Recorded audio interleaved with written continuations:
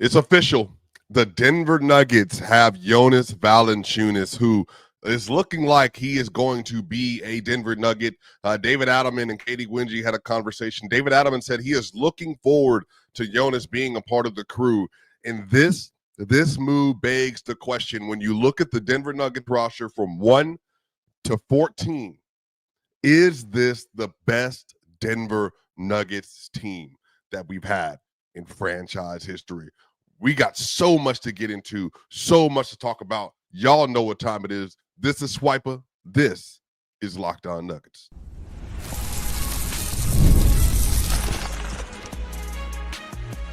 You are Locked On Nuggets, your daily Denver Nuggets podcast. Part of the Locked On Podcast Network, your team every day. What's going on, y'all? Welcome to Locked On Nuggets. This is your host, Swiper. This is your team every day. I'm so glad to be here with you all. This is going to be an incredible episode. We're in an incredible part of the year.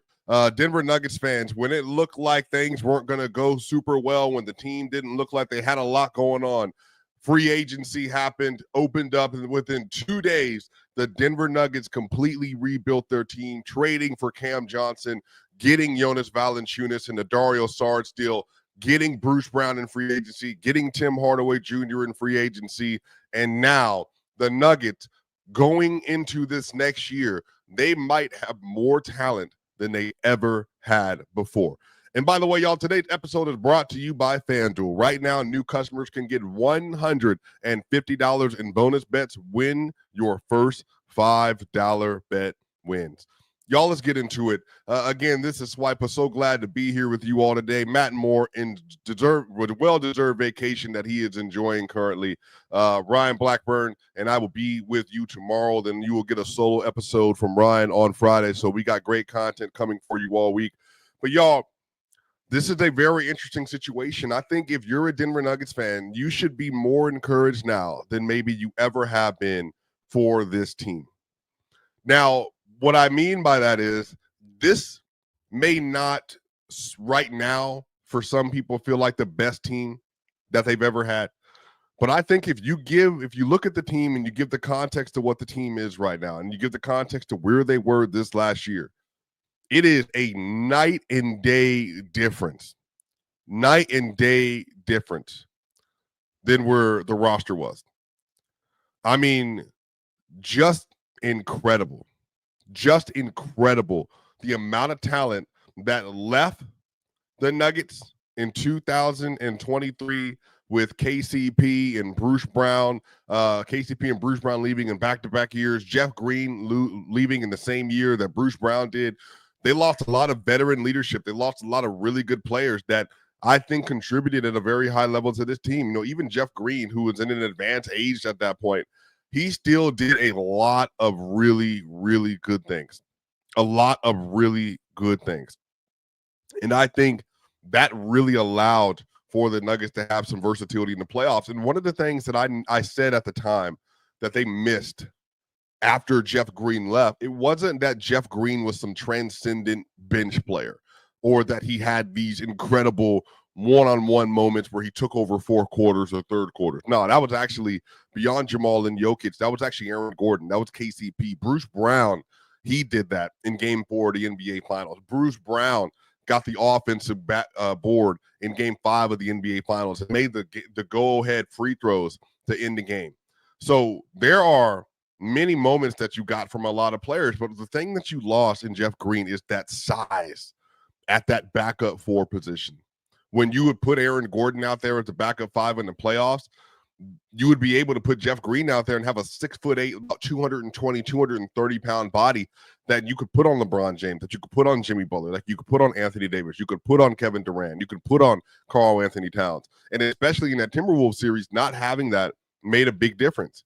But now, if you look at the roster and you look at the things that have changed over the last just 4 weeks, I think the Nuggets have more versatility now than they had even at that point. And the team, it's better. The team is outright better, and they're deeper. And I think there's going to be a lot of real opportunity for everybody on the roster to eat and to play really good basketball. Now, it's going to take some time to get the continuity and everything in order. But I want to read y'all this. So the other day, I put together a in and out of who's left the Denver Nuggets and who's brought in. I want you to hear these names, and I want you to hear them in context of how this is going to change up the rotation. If you remember last year, the Denver Nuggets, they were running out Jamal Murray, Christian Brown, Michael Porter Jr., Aaron Gordon, Nikola Jokic. They were then running out Russell Westbrook, Julian Strawther, Peyton Watson, Zeke Naji, Vlatko Cancar, Dario Saric, and DeAndre Jordan. That was their rotation. And if you step outside of that framework and then you try to look at it as a non-Nuggets fan, even as a Nuggets fan, but really a non-Nuggets fan, you can tell that is not a good rotation. That's not a good team. That's not a team with talent. Now, Calvin Booth had a vision where he wanted to get the young players to grow and excel in their role. And the way you do that is by not having veterans that get in the way of their growth and development on the roster. But the issue is they were still so far away from what the Nuggets needed them to be that they weren't able to provide any consistency. And maybe, again, maybe if Julian Strawther, maybe if he was year 4, year 5 Julian Strawther last year, it could have been different, but he wasn't.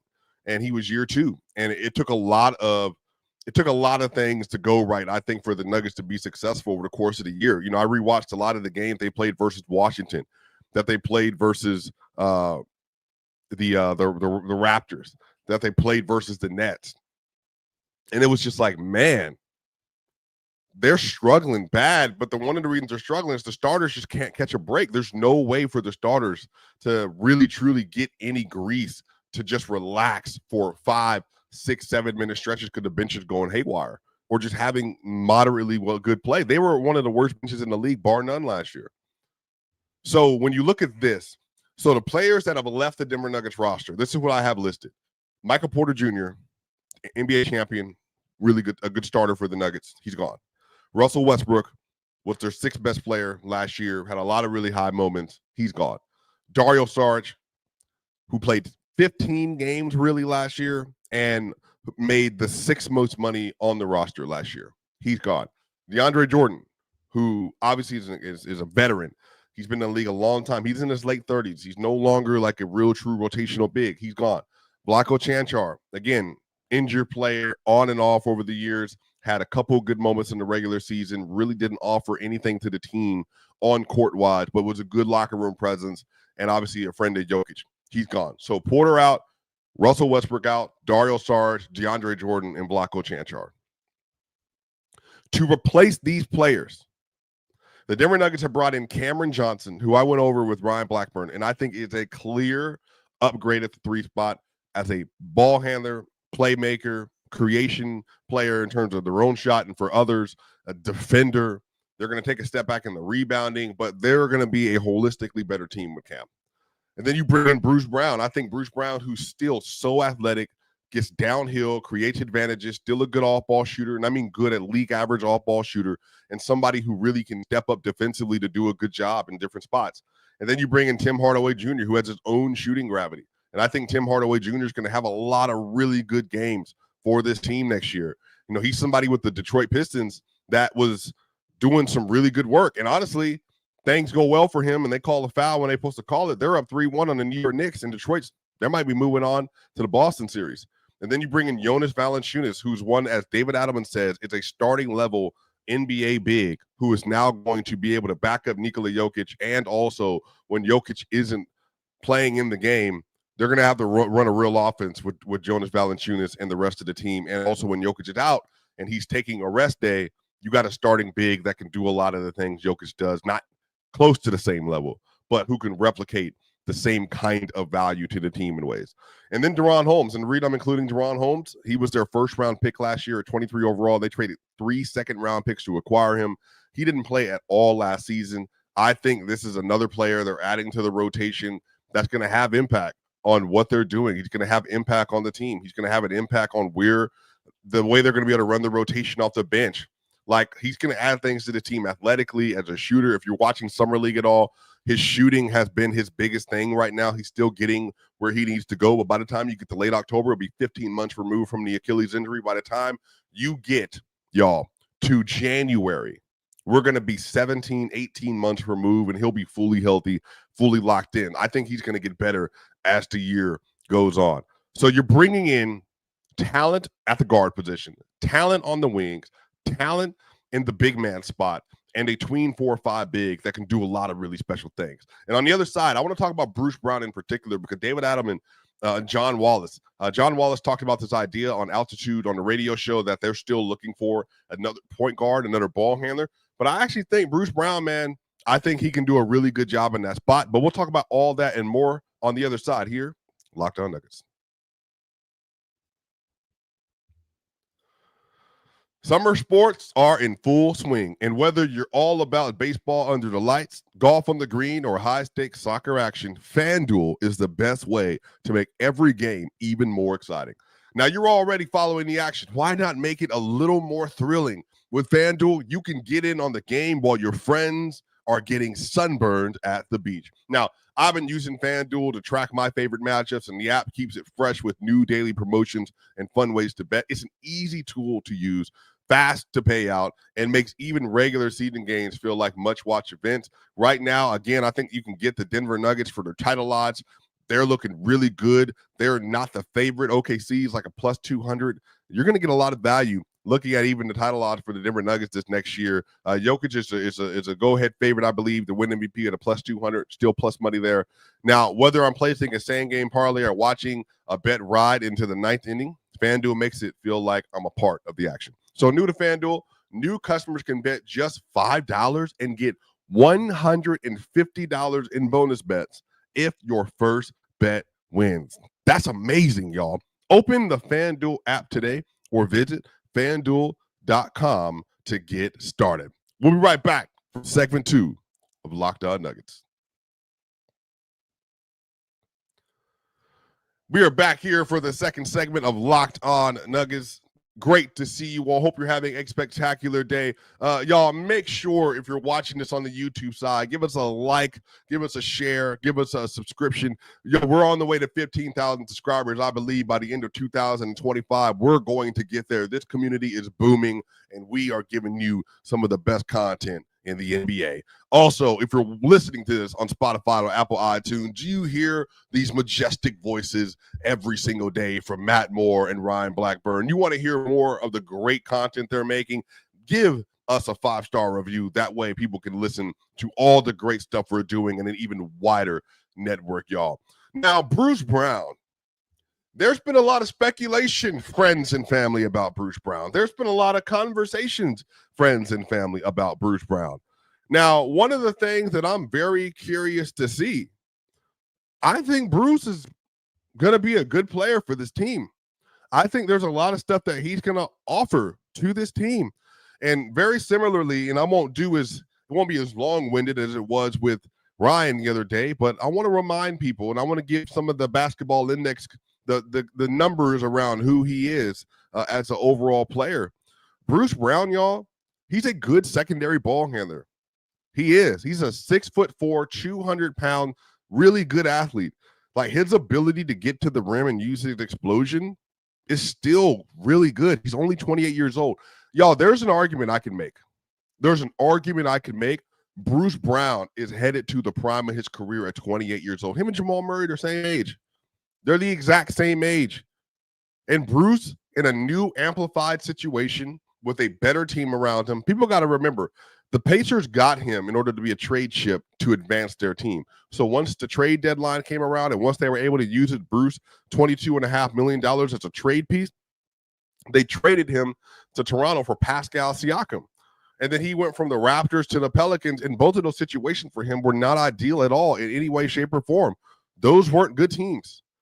And so Bruce's, I think his value around the league, it plummeted, but it plummeted with the Nets too. Remember, when Bruce had ended his tenure with the Nets in 2022, he actually had a really good playoff series versus the Boston Celtics. He was their third best player behind Kevin Durant and Kyrie Irving.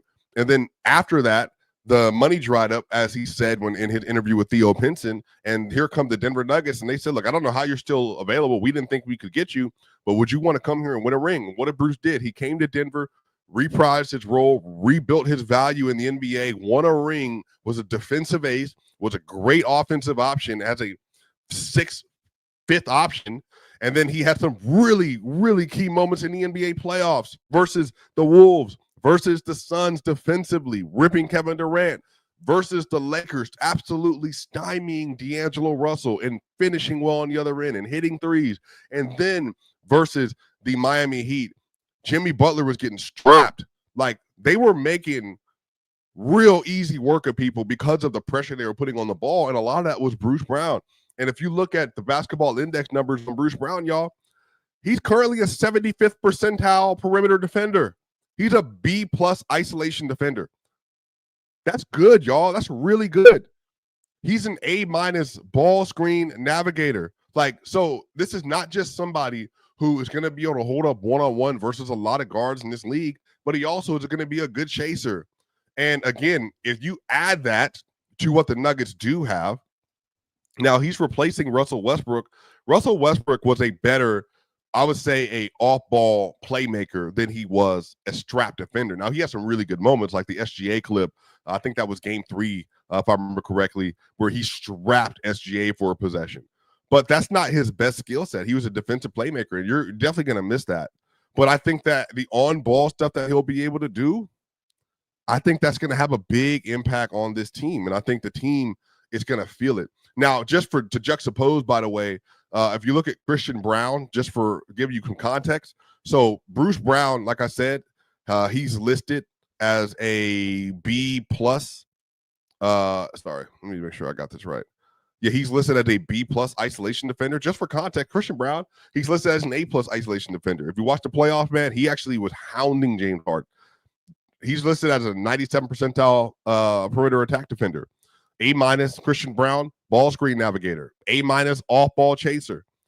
So the thing is now you're adding another defender to the roster that I think has a higher floor, but not as high of a ceiling as Russell Westbrook.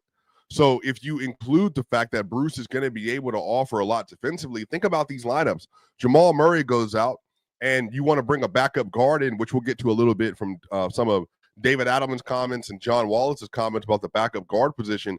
You bring in Bruce Brown and you couple him with Christian Brown, and you have Cam Johnson on the floor with Aaron Gordon, or Cam Johnson on the floor with either Peyton Watson or with Deron Holmes or Zeke Naji. If Zeke Naji's in that lineup, you're going to have some really good defenders. And one of the great things that exists in this era now is that now, because Michael is not here, and again, this is no slight, this is just facts about what Michael is.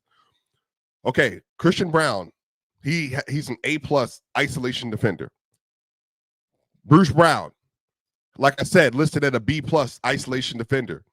And for a wing, Cameron Johnson is listed as a B+ isolation defender.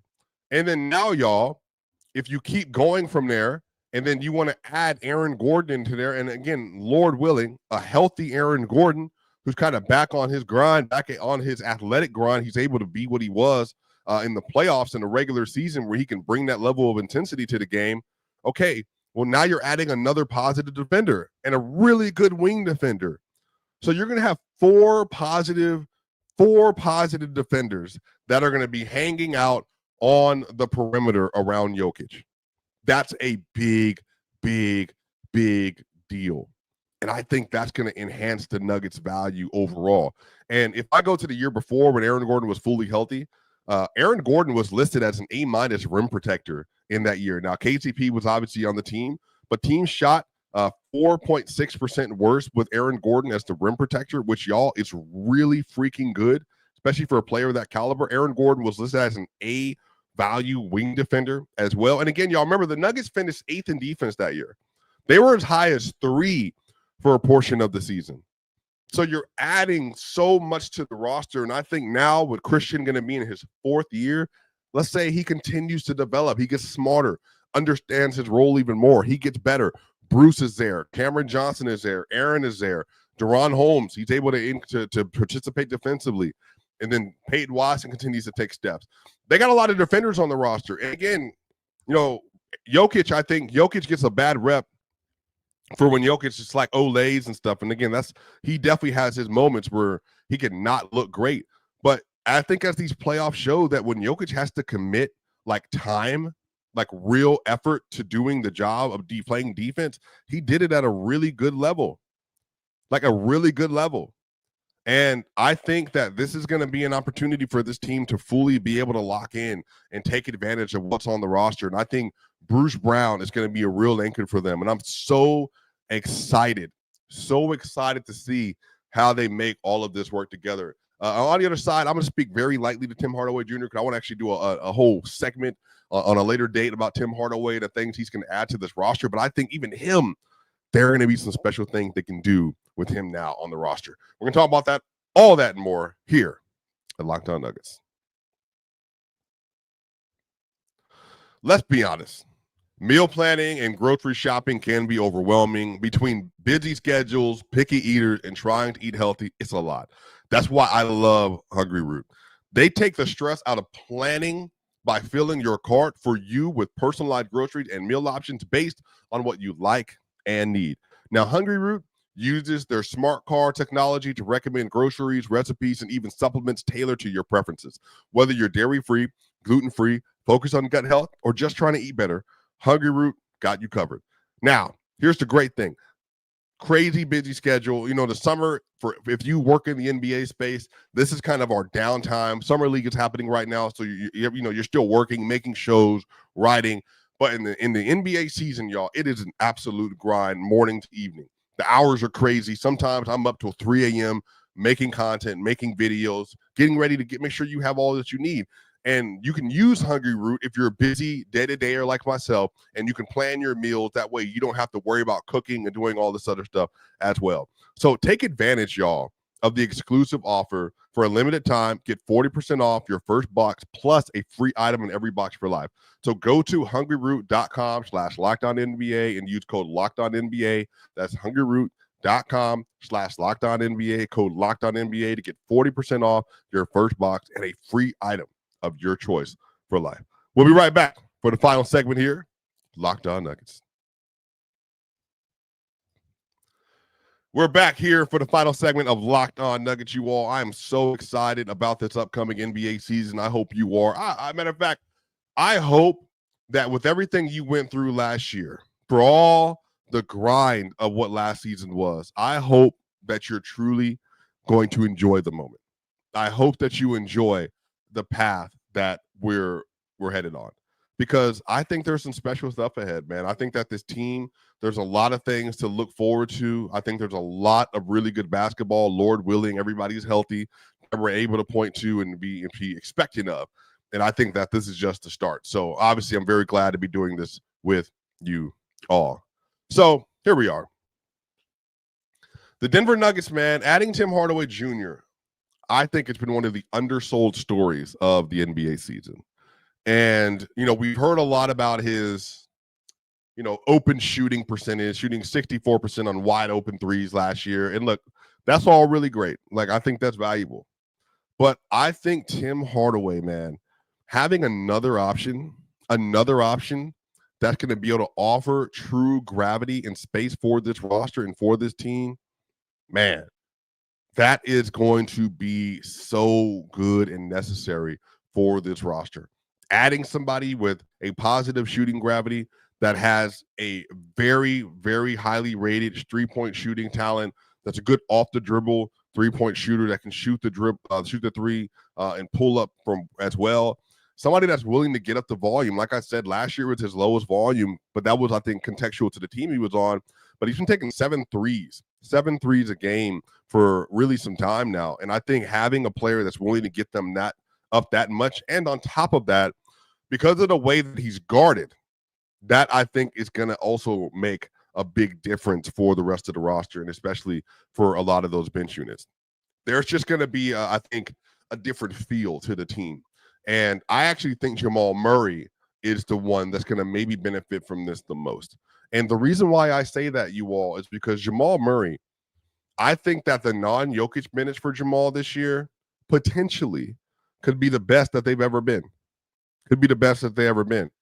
I think that Jamal he's going to be in a situation where we're going to be able to deploy him and other players that I think not just fit his skill set, but that they're also veterans that know what they're doing. And I think last year, really in the David Adelman era, you got a chance to see, I think, some of the progress from Jamal, like in the non-Jokic minutes where they were actually working. And in the playoffs, I think they worked to a degree as well. But Jamal, just build this lineup with me real quick. Jamal, Bruce Brown, Cameron Johnson, Peyton Watson or Deron Holmes, and Jonas Valanciunas. You give Jamal Murray a legitimate pick-and-roll DHO big that he loves. You get a Jamal an option with the big that can shoot the mid-range shot and can get in a post and score. You give Jamal an off-ball shooter in Cam Johnson or Aaron Gordon in that lineup. You get him somebody that can rim run with Watson, Holmes, and a spacer in Deron Holmes. And then you also give him Bruce Brown, who can take the primary defensive responsibility in those lineups as well. That's their own slasher and ball handler in their own right. Like even Jamal Murray, like you want to run some down screens for him, some off-ball screens for him. You can do all that in these lineups, and I think the Nuggets are really going to be able to set a lot of really good actions for Jamal Murray. And I think that there are some opportunities for him to take another step in his game, especially, and I don't mean like he's already shown to be a good playmaker, but I think that Jamal is really going to have opportunities to even expand on that this year. You know, we've seen him average as much in the NBA playoffs as 7 assists a game. And he's obviously shown that like he's a willing passer. Jamal Murray, he's a shooter, like he's a scorer, so he's going to put up a lot of shots. But Jamal Murray's proven to be a willing passer, somebody who's talented enough to get the ball really almost anywhere on the floor. But I think Jamal this year, you know, 20, 21, 7 assists on even better efficiency. I mean, that's probably what you can expect from him. Really, the last 4 years that he's played in, he's averaged 21.2, 20, 21.2, and 21.4. The 3-point, I think the number in the last 4 years, 41% from three, 39.8% from three, 42.5% from three, and 39.3% from three. This is another year for Jamal to get back up over 40%. Now, I know a lot of people are going to talk about him like, you know, coming into the season in shape and all that. But look, I'm going to give him the benefit that Jamal's working on his game. He's working on his craft. And I'm excited for the next step he can take. He's 28 years old, y'all. I think a lot of the reason why I think everybody's high on the Nuggets, right? I think most people are saying they're probably, for them, the second and the lowest, the third best team in the Western Conference next year. I think a lot of people feel that way. But I think that we can agree that if Jamal Murray, if he were able to take a step as a basketball player where his shot creation numbers are even better, that his defense is even better, I think there would be a lot of people that be willing to say that this team is on the same par as OKC. You know, I think for people like me, if you're looking at matchups and you're looking at the way that the Nuggets play and the amount of bodies they're going to have now, they're my favorite to win the title next year, again, barring health. But I think that Jamal, if he takes a step and his ceiling is higher as a player, man, I just think that a lot of people are really going to start to turn on what this team could be. And if you just even remember, man, like, you know, I think in the playoffs, he showed that he can get there versus any team. He had a 43-point masterclass versus the Clippers. He had a couple of performances, really one in particular versus the OKC Thunder that I think the OKC Thunder were really struggling with him. Now, he was one of these games he shot 28 times, wasn't super efficient. That was game 5. But through the first 3 quarters, man, I'm like, man, Jamal and Jokic are going nuts. They might close this out. They can bring this back to Denver 3-2. And I want to remind people how close they were. The Nuggets were 6 minutes of good basketball, one more rotation player of good basketball, an injured Porter, an injured Russell Westbrook, a Porter that was getting 7 points a game, 20% shooting because he couldn't shoot the ball. They were one more player in 6 minutes away from going up 3-1 in game 4, from going up 3-2 in game 5. They just couldn't find the bodies. So they're adding the bodies to the roster. And if Jamal Murray, if he really steps into who he is, who he truly is, a 6'4" dynamic player, I'm willing to bet that I think that he can make a real difference for this team. And I think he can have a career season this year. And you know what? I'm even willing to bet on it a little bit. And I think that for Jamal, I know he wants to be great. I know he wants to be one of the very best players in the league. But I think that right now, this is going to be the best opportunity he's had so far, the thickest step. I think Jokic, crazy as it sounds, is probably going to have a career year next year. Not from a points per game standpoint. It might go down to 25, 26, but 26 points a game, 12 rebounds, 10, 11 assists, maybe 70 true shooting again, and we're rocking. But the team, they have what they need, y'all. Now it's just about taking care of business. And I'll make these last two comments. David Adelman, he mentioned the other day that there's going to be real competitiveness now with this team. That's something they've lacked for the last 2 years. That's a big deal. Like, that's a big deal. I think a lot of people are underselling when you have this many bodies in the room that are this good. I think they're going to be in a situation where they're going to be more ready to go to opening year because of the sheer amount of bodies that they have and the competitiveness that's going to be existing behind the scenes. Because Peyton Watson, Julian Strawther, Jalen Pickett, Tim Hardaway Jr., Deron Holmes, you want to play? You got to compete. You got to fight every single possession. And I think that tenacity plus that renewed spirit, David Adelman said he talked to Jamal, talked to Aaron, talked to Jokic since the trades. They're all excited, and they're looking forward to the season. Man, there's something that could be brewing, y'all. And then he also talked about Jonas Valanciunas, like I said, having another player you can start and having another player that you can roll with. I'm really excited to see how they use Jonas Valanciunas, both without Jokic and with Jokic. Like I said, I already predicted it. The Nuggets will roll out that same zone the Houston Rockets did with Alperen Sengun and Steven Adams. They want to find out what Jonas and Jokic look like together. But that's going to do it for this episode of Locked On Nuggets. What do you think Bruce Brown will offer to this team next year? What are your expectations for Jamal Murray? How do you see the Nuggets kind of configuring the bench lineups? And are you excited for what you're about to see from this Nuggets team? Y'all, this is Swiper. This is Locked On Nuggets. See ya on the other side.